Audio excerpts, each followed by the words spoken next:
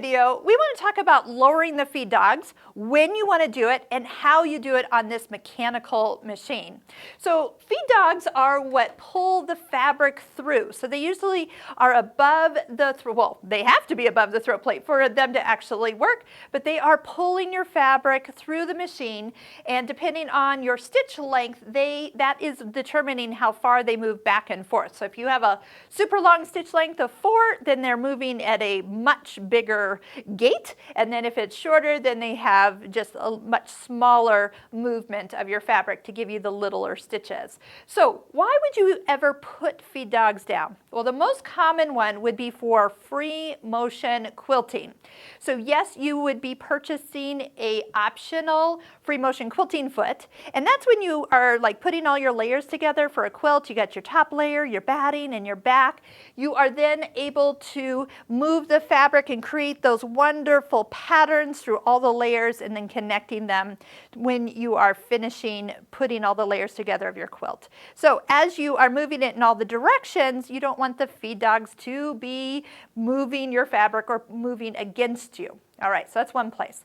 Another place I like to lower my feed dogs is when I'm actually sewing buttons on. So in the video where we sew buttons on, we'll show you once again how to lower the feed dogs. All right, so where do we do it? First, we start by sliding off the accessory box to expose the free arm, because if you reach behind the machine, there's a lever on the underneath side, so right about here on the back side, that is going to allow it to slide to the far right side. Now here's a note. As soon as I move them over, you're going to see and hear the feed dogs go down.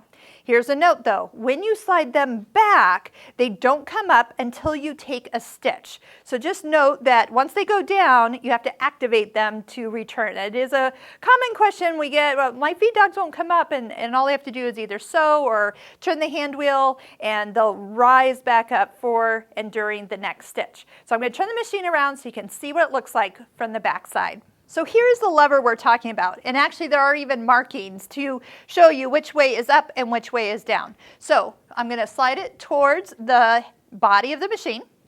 There, the feed dogs went down, and when you're done, and you might even leave yourself a little sticky note to remind yourself like the feed dogs are down, just so if it is like 3 weeks later before you come back to sew, you're like, why is it not moving my fabric forward? And it's because you forgot to bring your feed dogs up. So if this is new to you, leave yourself a sticky note, raise those feed dogs back up when you're done with your project, or you will kind of wonder. All right, next, let's do this. We're sliding it back.